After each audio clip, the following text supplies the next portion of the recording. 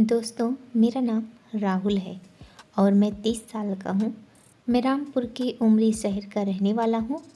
दिखने में मैं सुंदर और मेरी लंबाई 5 फीट 5 इंच की है। दोस्तों, मेरे घर से एक मकान छोड़कर एक औरत रहती थी। उसके बारे में मुझे मालूम था कि वो एक विधवा औरत है और उसकी कोई संतान नहीं है और वो एक स्कूल में सरकारी टीचर थी। वो अपने घर में अकेली ही रहती है। मैं उस पड़ोसन टीचर, जिसका नाम उमा था, उससे दोस्ती का प्लान बनाने लगा और मैं उसकी जुगाड़ में लग गया। मुझे मौका पहले ही दिन मिल गया। किसी कारण से उमा की बस मिस हो गई। अब मैं अपने काम पर जाने निकला ही था। सामने उमा मास्टरनी दिख गई। मैं उसके पास रुका और मैंने उससे पूछा, कहाँ जाना है क्या उमा मैम? वो बोली, हाँ राहुल जी, मेरी बस छूट गई है। मुझे स्कूल जाने में देरी हो रही है। मैंने उनसे छोड़ने का अनुरोध किया तो वह तैयार हो गई। अब हमारे सफ़र की शुरुआत हुई। वो मेरी बाइक के पीछे बैठ गई। मैंने बाइक दौड़ा दी। रास्ते में मैंने उसके परिवार से जुड़ी बातें करना शुरू की तो उमा ने बताया, आपको तो मालूम ही है कि मैं एक विधवा हूँ और ये बात मुझे मालूम थी कि एक कार दुर्घटना में शादी के 1 साल बाद ही उसके पति का देहांत हो गया था। उसके बाद वो कभी संभल पाती कि 1 महीने के अंदर ही उसकी सास ने अपने जवान बेटे के गम में अपनी जान गंवा दी थी। पति की संपत्ति पर अब उमा का ही हक था। बातों ही बातों में मैंने उससे पूछ ही लिया, दोबारा शादी क्यों नहीं की? उसने बताया कि अब मेरी शादी की कोई इच्छा नहीं है और मैं अकेले ही खुश हूँ। बच्चों को पढ़ाती हूँ तो समय कट जाता है। मैंने कहा, ऐसा नहीं है उमा जी, जीवन का समय बहुत लंबा होता है। इस पर वह कुछ खास नहीं बोली। उसने बस इतना कहा, मुझे कोई सलाह देने वाला ही नहीं है। मेरे माँ बाप भी अब इस दुनिया में नहीं हैं और मेरा भाई मेरी खोज खबर लेने में कुछ भी रुचि नहीं रखता है। मैंने कहा, यदि तुम बुरा न मानो तो मैं तुम्हारे घर आकर तुमसे बात कर सकता हूँ। वो बोली, मुझे बड़ी खुशी होगी यदि आप मेरे घर आएँ। इस तरह पहले दिन की घटना तो समाप्त हो गई।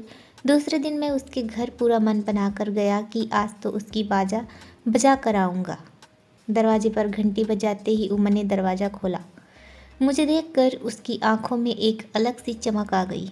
उसने मुझे अंदर बुलाते हुए बैठने को कहा। मैं वहीं ड्राइंग रूम के सोफे पर बैठ गया। तब उमा ने पूछा, चाय लेंगे राहुल जी? मैंने हाँ में सर हिलाते हुए बोला। फिर हम दोनों ने चाय पी। फिर आगे की बात शुरू हुई। मैंने कहा, तुम अकेली रहती हो, किसी चीज़ की ज़रूरत हो तो मुझे फ़ोन कर दिया करो। बातों ही बातों में हम दोनों एक दूसरे को समझने लगे। फिर क्या था, सही मौका देखकर मैंने उससे कह दिया, तुम मुझे बहुत अच्छी लगती हो।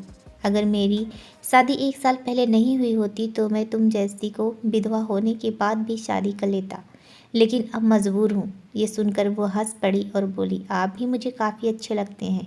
उसकी इस बात को सुनकर मैंने कह दिया, यदि मैं तुमको अच्छा लगता हूँ तो शादी को मारो गोली, ऐसे ही मैं तुम्हें वो सब दे सकता हूँ जो तुमको चाहिए।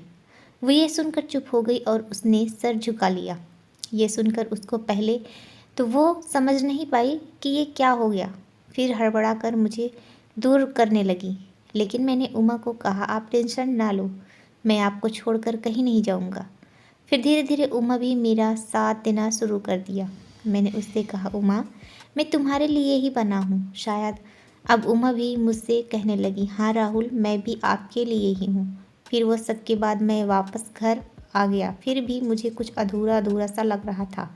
अचानक शाम 7 बजे उमा ने फ़ोन किया, आपके घर में कोई नहीं है तो रात का खाना यहीं खा लेना। मैंने कहा, आज मेरा मन पीने का है। वो बोली, हाँ आ जाओ, यही कर लेना। मैंने हंसकर पूछा, तुम्हारे पास कौन सा ब्रांड है? वो हंसी और बोली, तुम ले आना, मेरे पास वाला ज़्यादा नशा करता है। मैं हंसा और बोला, ओके, तो आप कौन सी पीना पसंद करोगी? वो बोली, मैं नहीं पीती। मैंने कहा, चलो मैं पिला दूँगा। उसने हंसकर जल्द आने को कह दिया। मैं भी हामी भर दी। अब क्या था, रास्ता एकदम साफ था।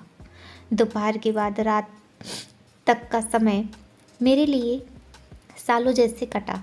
शाम हुई और मैं विस्की का खंभा लेकर उमा के घर पहुंच गया। सामने उमा नीली साड़ी में खड़ी सुंदरता की मूरत लग रही थी।